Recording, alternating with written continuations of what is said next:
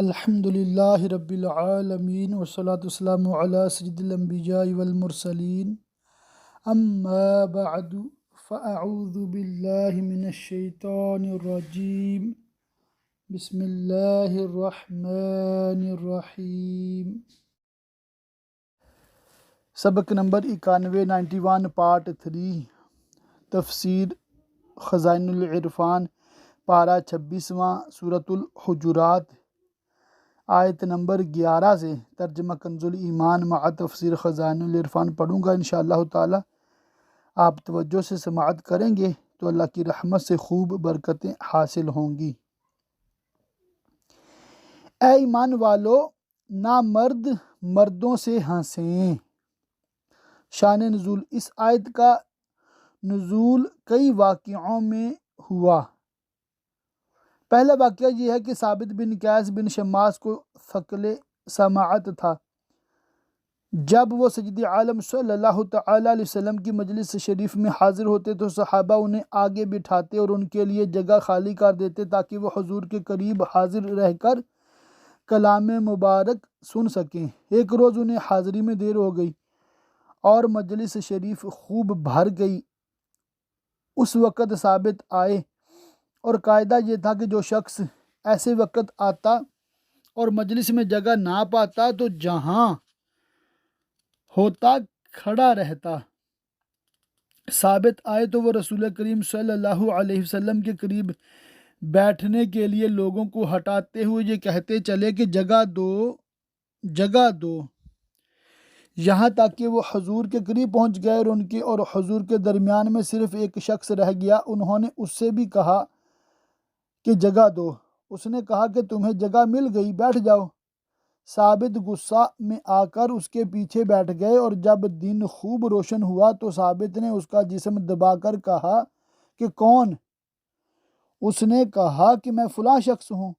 ثابت نے اس کی ماں کا نام لے کر کہا فلانی کا لڑکا۔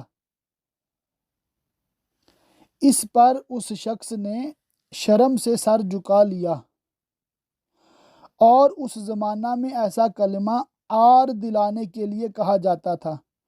اس پر یہ آیت نازل ہوئی۔ دوسرا واقعہ ضحاک نے بیان کیا کہ یہ آیت بنی تمیم کے حق میں نازل ہوئی جو حضرت عمار و خباب و بلال و صہیب و سلیمان و سالم وغیرہ غریب صحابہ کی غربت دیکھ کر ان کے ساتھ تمسخر کرتے تھے۔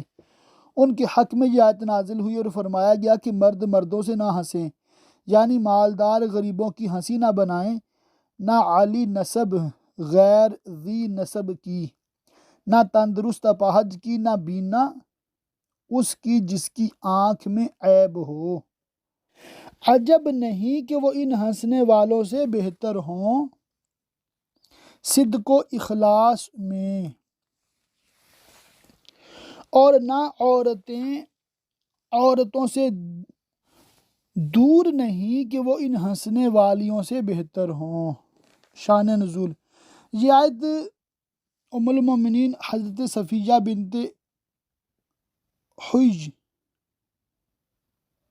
رضی اللہ تعالی عنہا کے حق میں نازل ہوئی۔ انہیں معلوم ہوا تھا کہ ام المومنین حضرت حفصہ نے انہیں یہودی کی لڑکی کہا۔ اس پر انہیں رنج ہوا اور روئیں اور سید عالم صلی اللہ تعالی علیہ وسلم سے شکایت کی تو حضور نے فرمایا کہ تم نبی زادی اور نبی کی بیوی ہو، تم پر وہ کیا فخر کرتی ہیں؟ حضرت حفصہ سے فرمایا اے حفصہ خدا سے ڈرو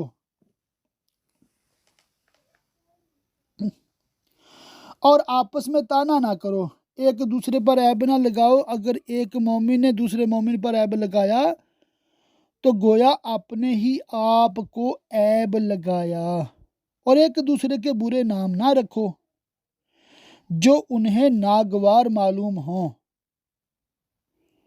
مسائل، حضرت ابن عباس رضی اللہ تعالیٰ عنہما نے فرمایا کہ اگر کسی آدمی نے کسی برائی سے توبہ کر لی ہو، اس کو بعد توبہ اس برائی سے آر دلانا بھی اس نہی میں داخل اور ممنوع ہے۔ بعض علماء نے فرمایا کہ کسی مسلمان کو کتا یا گدھا یا سور کہنا بھی اسی میں داخل ہے۔ بعض علماء نے فرمایا کہ اس سے وہ القاب مراد ہیں جن سے مسلمان کی برائی نکلتی ہو اور اس کو ناگوار ہو، لیکن تعریف کے القاب جو سچے ہوں ممنوع نہیں، جیسا کہ حضرت ابو بکر کا لقب عتیق اور حضرت عمر کا فاروق اور حضرت عثمان کا ذو النورین اور حضرت علی کا ابو تراب اور حضرت خالد کا سیف اللہ رضی اللہ تعالی عنہم، اور جو القاب بمنزلہ علم ہو گئے اور صاحب القاب کو ناگوار نہیں، وہ القاب بھی ممنوع نہیں، جیسا کہ اعمش، اعرج۔ کیا ہی برا نام ہے مسلمان ہو کر فاسق کہلانا۔ تو اے مسلمانوں، کسی مسلمان کی ہنسی بنا کر یا اس کو عیب لگا کر یا اس کا نام بگاڑ کر اپنے آپ کو فاسق نہ کہلاؤ، اور جو توبہ نہ کریں تو وہی ظالم ہیں۔ اے ایمان والو، بہت گمانوں سے بچو، کیونکہ ہر گمان صحیح نہیں ہوتا، بے شک کوئی گمان گناہ ہو جاتا ہے۔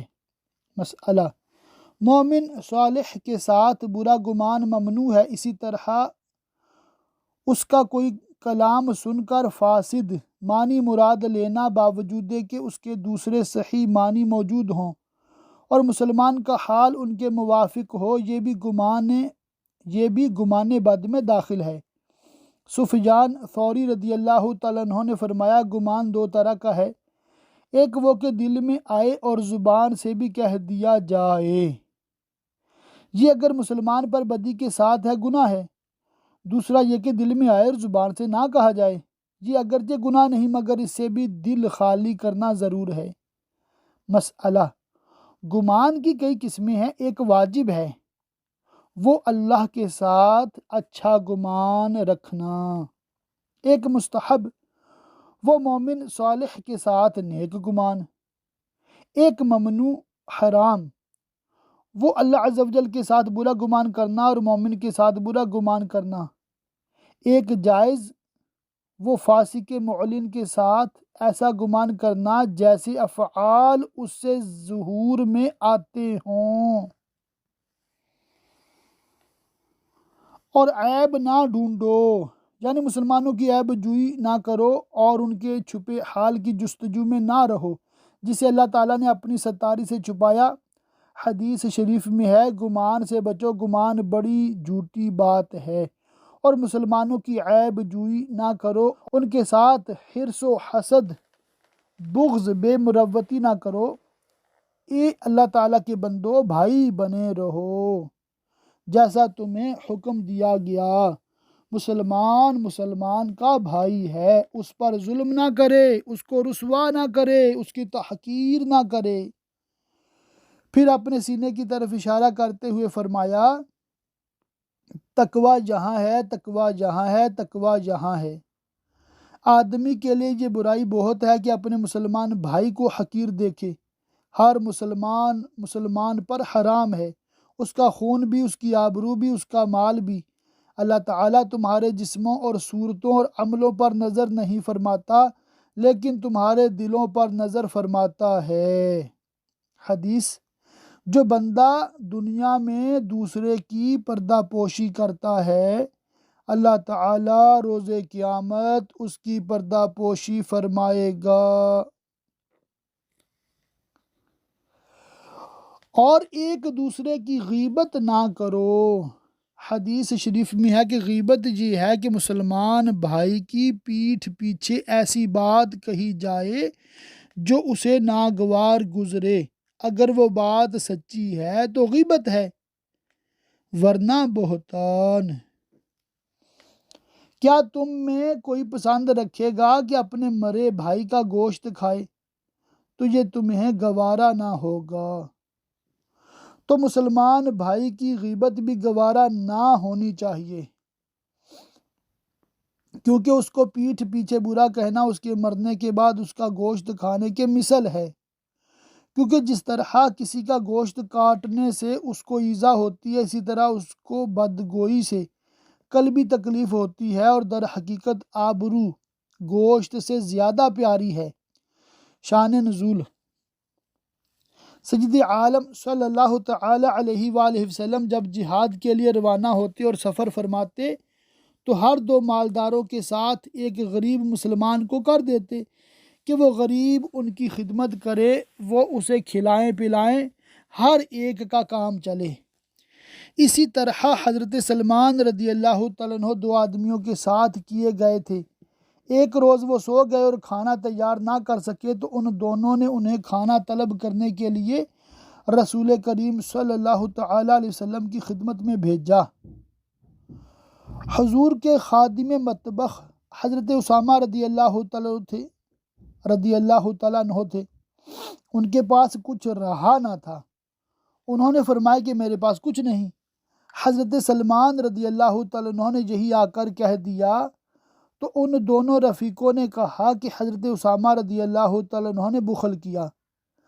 جب وہ حضور صلی اللہ تعالیٰ علیہ وسلم کی خدمت میں حاضر ہوئے، فرمایا میں تمہارے منہ میں گوشت کی رنگت دیکھتا ہوں۔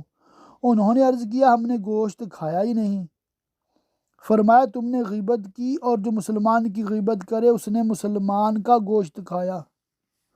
مسئلہ: غیبت بالاتفاق کبائر یعنی کبیرہ گناہوں میں سے ہے۔ غیبت کرنے والے کو توبہ لازم ہے۔ ایک حدیث میں یہ ہے کہ غیبت کا کفارہ یہ ہے کہ جس کی غیبت کی ہے اس کے لیے دعائے مغفرت کرے۔ مسئلہ: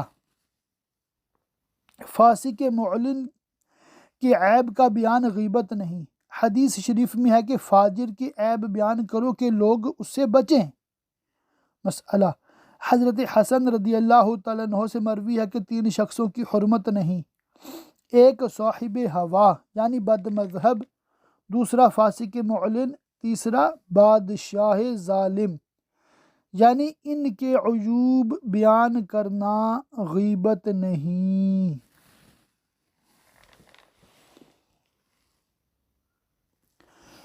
اور اللہ سے ڈرو، بے شک اللہ بہت توبہ قبول کرنے والا مہربان ہے۔ اے لوگو، ہم نے تمہیں ایک مرد حضرت آدم علیہ السلام اور ایک عورت حضرت حوا سے پیدا کیا۔ نسب کے اس انتہائی درجہ پر جا کر تم سب کے سب مل جاتے ہو، تو نسب میں تفاخر اور تفاضل کی کوئی وجہ نہیں، سب برابر ہو، ایک جد اعلیٰ کی اولاد۔ اور تمہیں شاخیں اور قبیلے کیا کہ آپس میں پہچان رکھو اور ایک دوسرے کا نسب جانے، اور کوئی اپنے باپ دادا کے سوا دوسرے کی طرف اپنی نسبت نہ کرے، نہ یہ کہ نسب پر فخر کرے اور دوسروں کی تحقیر کرے۔ اس کے بعد اس چیز کا بیان فرمایا جاتا ہے جو انسان کے لیے شرافت و فضیلت کا سبب ہے، جس سے اس کو بارگاہ الہی میں عزت حاصل ہوتی ہے۔ بے شک اللہ کے یہاں تم میں زیادہ عزت والا وہ جو تم میں زیادہ پرہیزگار ہے۔ اس سے معلوم ہوا کہ مدار عزت و فضیلت کا پرہیزگاری ہے، نہ کہ نسب۔ شان نزول: رسول کریم صلی اللہ تعالی علیہ وسلم نے بازار مدینہ میں ایک حبشی غلام ملاحظہ فرمایا جو یہ کہہ رہا تھا کہ جو مجھے خریدے اس سے میری یہ شرط ہے کہ مجھے رسول کریم صلی اللہ تعالی علیہ وسلم کی اقتداء میں 5 نمازیں ادا کرنے سے منع نہ کرے۔ اس غلام کو ایک شخص نے خرید لیا، پھر وہ غلام بیمار ہو گیا تو سید عالمین صلی اللہ تعالی علیہ وآلہ وسلم اس کی عیادت کے لیے تشریف لائے، پھر اس کی وفات ہو گئی، اور رسول کریم صلی اللہ تعالی علیہ وآلہ وسلم اس کے دفن میں تشریف لائے۔ اس پر لوگوں نے کچھ کہا۔ اس پر یہ آیت کریمہ نازل ہوئی۔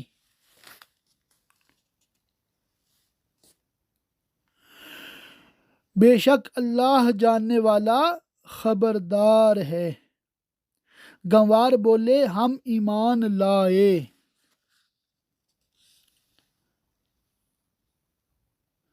شان نزول، یہ آیت بنی اسد بن خزیمہ کی ایک جماعت کے حق میں نازل ہوئی جو خشک سالی کے زمانہ میں رسول کریم صلی اللہ تعالیٰ علیہ وسلم کی خدمت میں حاضر ہوئی، اور انہوں نے اسلام کا اظہار کیا اور حقیقت میں وہ ایمان نہ رکھتے تھے۔ ان لوگوں نے مدینہ کے رستہ میں گندگیاں کیں اور وہاں کے بھاؤ گراں کر دیے۔ صبح و شام رسول کریم صلی اللہ تعالیٰ علیہ وسلم کی خدمت میں آ کر اپنے اسلام لانے کا احسان جتاتے اور کہتے ہمیں کچھ دیجیے۔ ان کے حق میں یہ آیت نازل ہوئی۔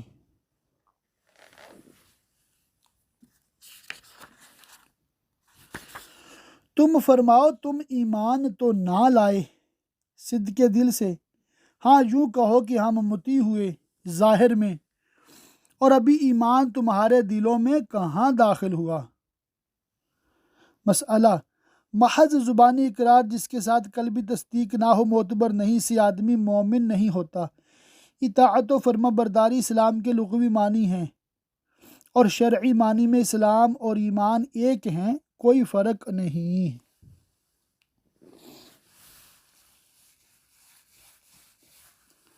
اور اگر تم اللہ اور اس کے رسول کی فرما برداری کرو گے ظاہراً و باطناً، صدق و اخلاص کے ساتھ نفاق چھوڑ کر، تو تمہارے کسی عمل کا تمہیں نقصان نہ دے گا، تمہاری نیکیوں کا ثواب کم نہ کرے گا۔ بے شک اللہ بخشنے والا مہربان ہے۔ ایمان والے تو وہی ہیں جو اللہ اور اس کے رسول پر ایمان لائے پھر شک نہ کیا اپنے دین و ایمان میں، اور اپنی جان اور مال سے اللہ کی راہ میں جہاد کیا، وہی سچے ہیں۔ ایمان کے دعویٰ میں شان نزول، جب یہ دونوں آیتیں نازل ہوئیں تو اعراب سید عالم صلی اللہ تعالیٰ علیہ وسلم کی خدمت میں حاضر ہوئے اور انہوں نے قسمیں کھائیں کہ ہم مومن مخلص ہیں۔ اس پر اگلی آیت نازل ہوئی اور سید عالم صلی اللہ تعالیٰ علیہ وآلہ وسلم کو خطاب فرمایا گیا، تم فرماؤ کیا تم اللہ کو اپنا دین بتاتے ہو، اور اللہ جانتا ہے جو کچھ آسمانوں میں اور جو کچھ زمین میں ہے، اس سے کچھ مخفی نہیں، اور اللہ سب کچھ جانتا ہے۔ مومن کا ایمان بھی اور منافق کا نفاق بھی تمہارے بتانے اور خبر دینے کی حاجت نہیں۔ اے محبوب، وہ تم پر احسان جتاتے ہیں کہ مسلمان ہو گئے، تم فرماؤ اپنے اسلام کا احسان مجھ پر نہ رکھو، بلکہ اللہ تم پر احسان رکھتا ہے کہ اس نے تمہیں اسلام کی ہدایت کی، اگر تم سچے ہو اپنے دعوے میں۔ بے شک اللہ جانتا ہے آسمانوں اور زمین کے سب غیب، اور اللہ تمہارے کام دیکھ رہا ہے، اس سے تمہارا کوئی حال چھپا نہیں، نہ ظاہر نہ مخفی۔ سورہ حجرات مکمل ہوئی، ابھی ہے سورہ قاف، 2 نقطے والا قاف۔ سورہ قاف مکیہ ہے، اس میں 45 آیتیں اور 3 رکوع ہیں۔ اللہ کے نام سے شروع جو نہایت مہربان رحم والا۔ سورہ قاف مکیہ ہے، اس میں 3 رکوع، 45 آیتیں، 357 کلمے اور 1494 حرف ہیں۔ عزت والے قرآن کی قسم، ہم جانتے ہیں کہ کفار مکہ سید عالم صلی اللہ تعالی علیہ وسلم پر ایمان نہیں لائے، بلکہ انہیں اس کا اچنبھا یعنی تعجب ہوا کہ ان کے پاس انہی میں کا ایک ڈر سنانے والا تشریف لایا جس کی عدالت و امانت اور صدق و راست بازی کو وہ خوب جانتے ہیں، اور یہ بھی ان کے دل نشین ہے کہ ایسے صفات کا شخص سچا ناصح ہوتا ہے، باوجود اس کے ان کا سید عالم صلی اللہ تعالی علیہ وسلم کی نبوت اور حضور کے انذار یعنی ڈرانے سے تعجب و انکار کرنا قابل حیرت ہے۔ تو کافر بولے یہ تو عجیب بات ہے، کیا جب ہم مر جائیں اور مٹی ہو جائیں گے پھر جئیں گے؟ یہ پلٹنا دور ہے۔ ان کی اس بات کے رد و جواب میں اللہ تعالیٰ فرماتا ہے، ہم جانتے ہیں جو کچھ زمین ان میں سے گھٹاتی ہے، یعنی ان کے جسم کے جو حصے گوشت، خون، ہڈیاں وغیرہ زمین کھا جاتی ہے، ان میں سے کوئی چیز ہم سے چھپی نہیں، تو ہم ان کو ویسے ہی زندہ کرنے پر قادر ہیں جیسے کہ وہ پہلے تھے، اور ہمارے پاس ایک یاد رکھنے والی کتاب ہے جس میں ان کی اسماء، اعداد اور جو کچھ ان میں سے زمین نے کھایا سب ثابت و مکتوب و محفوظ ہے، بلکہ انہوں نے حق کو جھٹلایا۔ بغیر سوچے سمجھے، اور حق سے مراد یا نبوت ہے جس کے ساتھ معجزات باہرات ہیں، یا قرآن مجید۔ جب وہ ان کے پاس آیا تو وہ ایک مضطرب بے ثبات بات میں ہیں، تو کبھی نبی صلی اللہ تعالیٰ علیہ وسلم کو شاعر، کبھی ساحر، کبھی کاہن، اور اسی طرح قرآن پاک کو شعر و سحر و کہانت کہتے ہیں، کسی ایک بات پر قرار نہیں۔ تو کیا انہوں نے اپنے اوپر آسمان کو نہ دیکھا چشم بینا و نظر اعتبار سے کہ اس کی آفرینش میں ہماری قدرت کے آثار نمایاں ہیں؟ ہم نے اسے کیسا بنایا، بغیر ستون کے بلند کیا، اور سنوارا کواکب کے روشن اجرام سے، اور اس میں کہیں رخنا نہیں، کوئی عیب و قصور نہیں، اور زمین کو ہم نے پھیلایا پانی تک، اور اس میں لنگر ڈالے پہاڑ رکھے، پہاڑوں کے قائم رہے، اور اس میں لنگر ڈالے یعنی پہاڑ رکھے،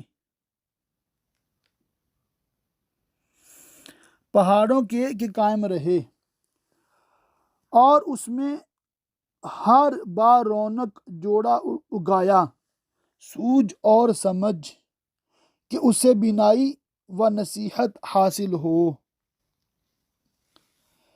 ہر رجوع والے بندے کے لیے جو اللہ تعالیٰ کے بدائع صنعت و عجائب خلقت میں نظر کر کے اس کی طرف رجوع کرے۔ اور ہم نے آسمان سے برکت والا پانی اتارا، یعنی بارش، جس سے ہر چیز کی زندگی اور بہت خیر و برکت ہے، تو اس سے باغ اگائے اور اناج کے کاٹا جاتا ہے، طرح طرح کا گیہوں، جو، چنا وغیرہ، اور کھجور کے لمبے درخت جن کا پکا گھابا یعنی پکا ہوا تازہ پھل بندوں کی روزی کے لیے، اور ہم نے اس بارش کے پانی سے مردہ یعنی ویران شہر جیلایا یعنی سرسبز کیا، جس کے نباتات خشک ہو چکے تھے، پھر اس کو سبزہ زار کر دیا۔ یوں ہی قبروں سے تمہارا نکلنا ہے، تو اللہ تعالیٰ کی قدرت کے آثار دیکھ کر مرنے کے بعد پھر زندہ ہونے کا کیوں انکار کرتے ہو؟ ان سے پہلے جھٹلایا رسولوں کو، نوح کی قوم اور رس والوں۔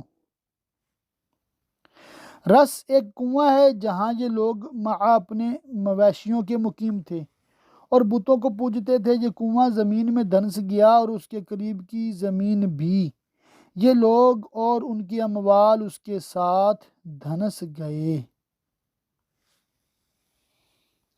اور سمود اور عاد اور فرعون اور لوط کے ہم قوموں اور بن والے اور تبا کی قوم نے، ان سب کے تذکرے سورہ فرقان و حجر و دخان میں گزر چکے ہیں۔ ان میں ہر ایک نے رسولوں کو جھٹلایا تو میرے عذاب کا وعدہ ثابت ہو گیا۔ اس میں قریش کو تہدید اور سید عالم صلی اللہ تعالی علیہ وسلم کی تسلی ہے کہ آپ قریش کے کفر سے تنگ دل نہ ہوں، ہم ہمیشہ رسولوں کی مدد فرماتے اور ان کے دشمنوں پر عذاب کرتے رہے ہیں۔ اس کے بعد منکرین بعث کے انکار کا جواب ارشاد ہوتا ہے، تو کیا ہم پہلی بار بنا کر تھک گئے جو دوبارہ پیدا کرنا ہمیں دشوار ہو؟ اس میں منکرین بعث کے کمال جہل کا اظہار ہے کہ باوجود اس اقرار کے کہ خلق اللہ تعالیٰ نے پیدا کی، اس کے دوبارہ پیدا کرنے کو محال اور مستبعد سمجھتے ہیں، بلکہ وہ نئے بننے سے یعنی موت کے بعد پیدا کیے جانے سے شبہ میں ہیں۔ اللہ پاک کی بارگاہ میں دعا کہ اللہ پاک ہمیں خوب علم دین سیکھنے، سمجھنے، یاد رکھنے، عمل کرنے اور دوسروں تک پہنچاتے رہنے کی توفیق رفیق مرحمت فرمائے، آمین بجاہ النبی الامین، وصلی اللہ تعالی علیہ وآلہ وصحبہ وبارک وسلم۔